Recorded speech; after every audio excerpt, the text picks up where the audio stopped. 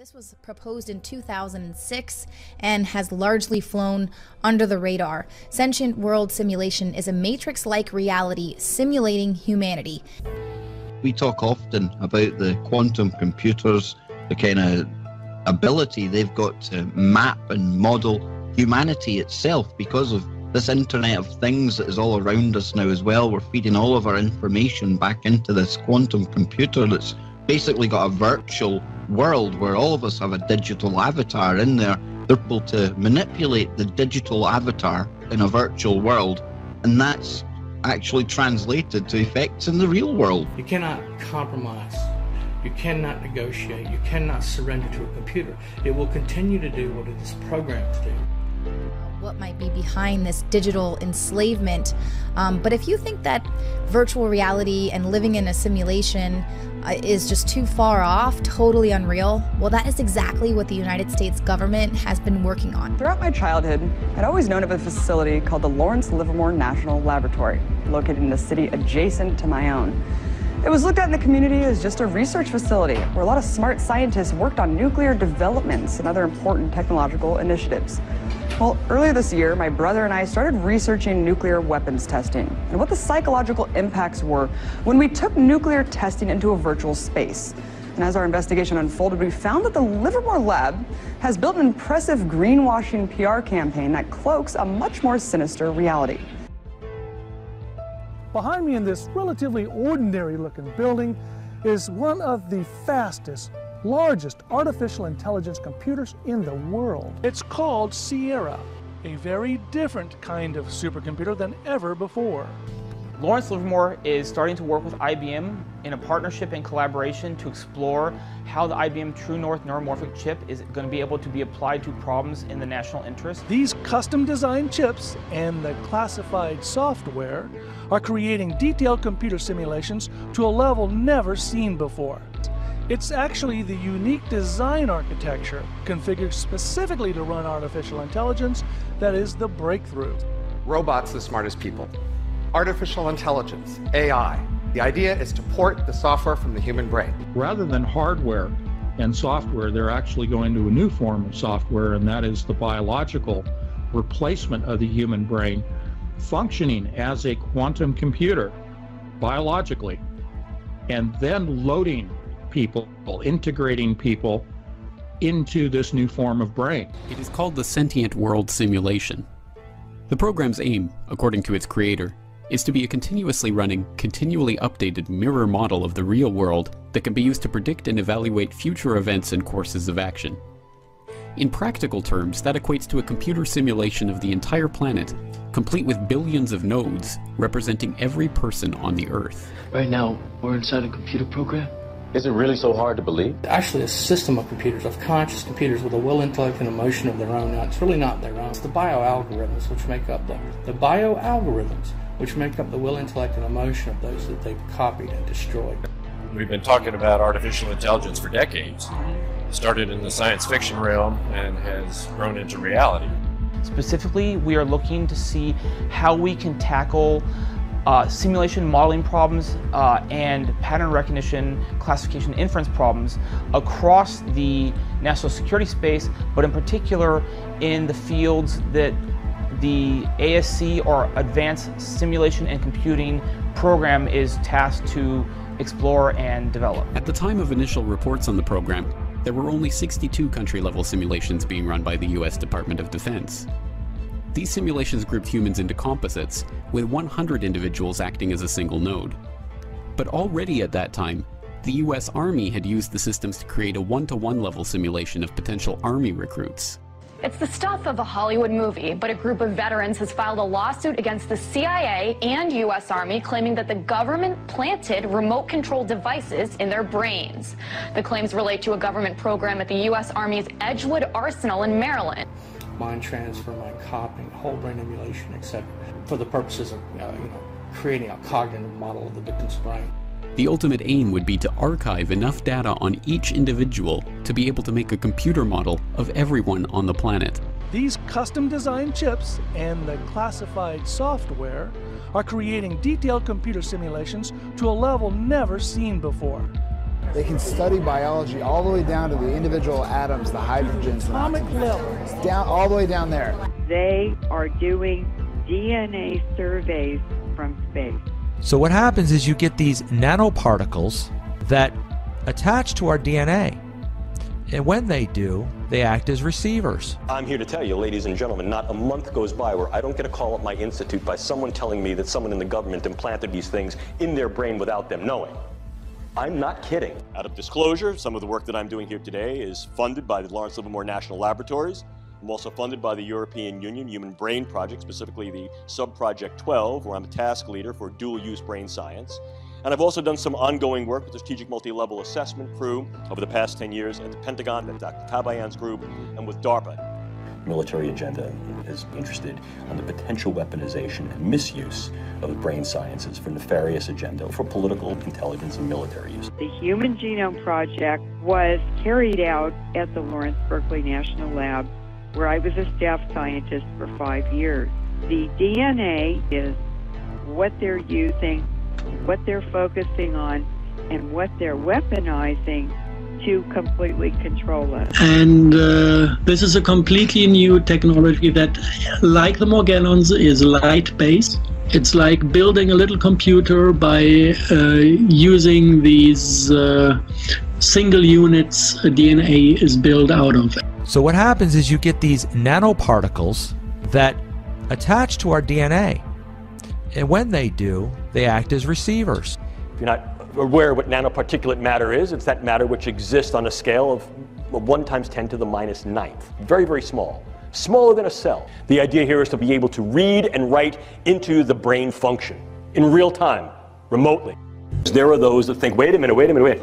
The last sanctified space is that of my consciousness, and you're using this stuff to invade that? You're right.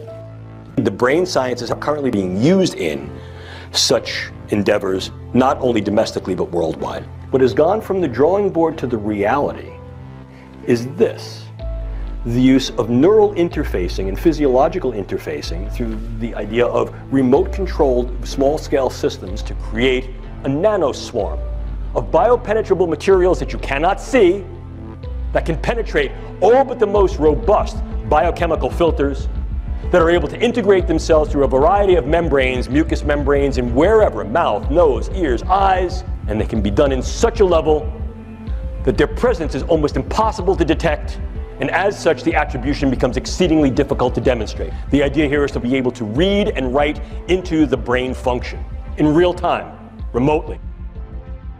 What we know about Google is that they are doing DNA surveys from space. And of course, they're being joined by Lawrence Livermore National Labs. They have, get this, high-fidelity neural recordings. They're trying to do everything they can to map and to record your memory. It's not enough for them to record all of our metadata, not enough for them to record all of our phone conversations. As the former head of the NSA said, he said they want total population control. That's how you do it with these brain projects. So what happens is you get these nanoparticles that attach to our DNA. And when they do, they act as receivers. The DNA has a unique frequency and signal. That is what they're using, what they're focusing on, and what they're weaponizing to completely control us. And although it may not be that the sky is falling yet, folks, it looks like rain. Bring an umbrella.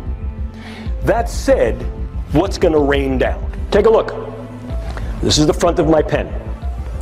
This amount of nanomaterial, if be able to maintain and sustain with regard to its deliverability and aerosolization, could in fact affect all of you.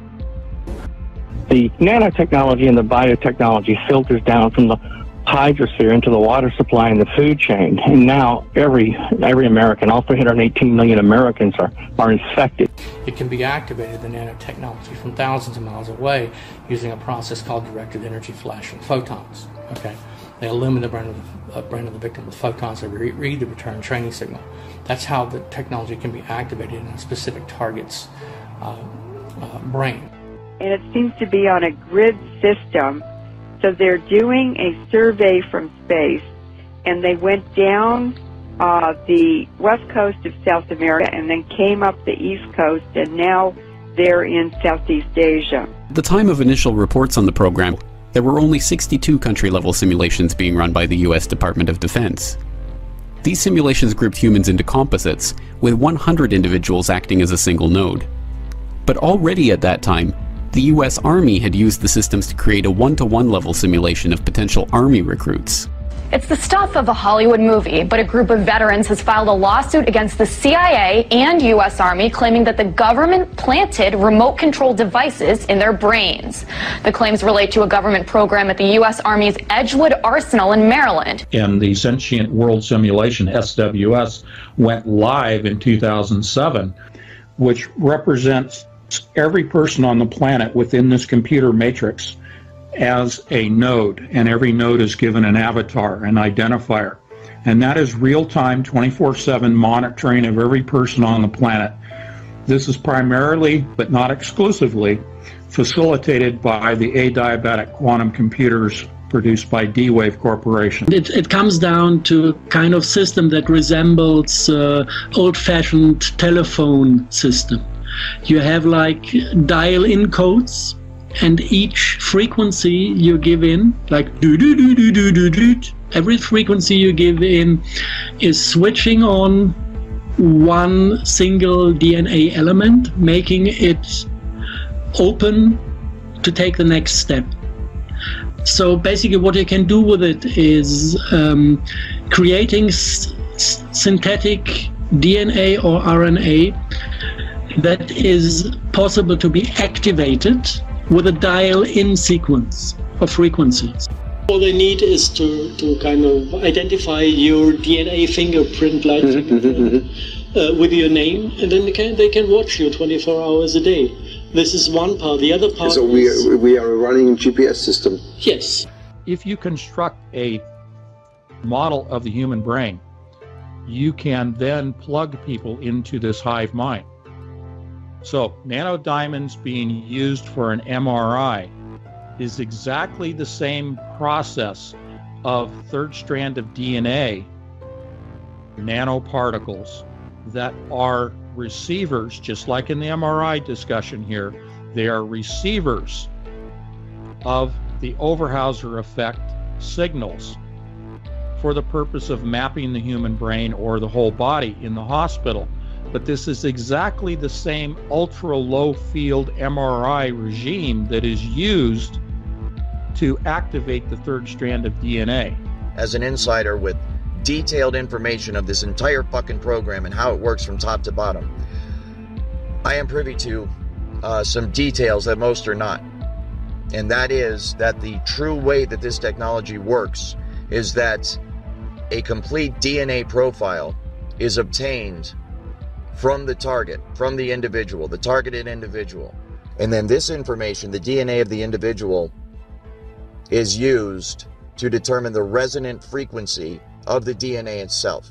The resonant frequency is then used to fine-tune the technology, the radio frequency signals, the microwave auditory effect, and all of the other aspects of the technology to tune it perfectly to the resonant frequency of the targeted individual's DNA. They are changing the spin of quantum particles in the mind. That's how the mind control operates. And it's important that people know the specific mechanisms that are taking place so that you see that this is real, this is tangible, this is provable evidence of what is going on. You know, people want to say conspiracy theorists. Well, we don't do that. We take the papers, the peer-reviewed papers, we take the articles of the hard science, we give you the technical nuts and bolts. This all comes out of particle physics, folks. This is all about particle colliders, synchrotron particle accelerators, hard X-rays, looking at our DNA, looking at the proteins building the DNA, using these hard X-rays to infer their quantum construction patterns, their models. They do all of this in computer software, and now they're applying that same DNA process to the minds in order to, down at that, tubulin dimer level, be able to model exactly the electrical pathways, the electron flow within our human brains, from neuron to neuron, across synapse connections, all of those things across the dendrites. Everything is being modeled biologically.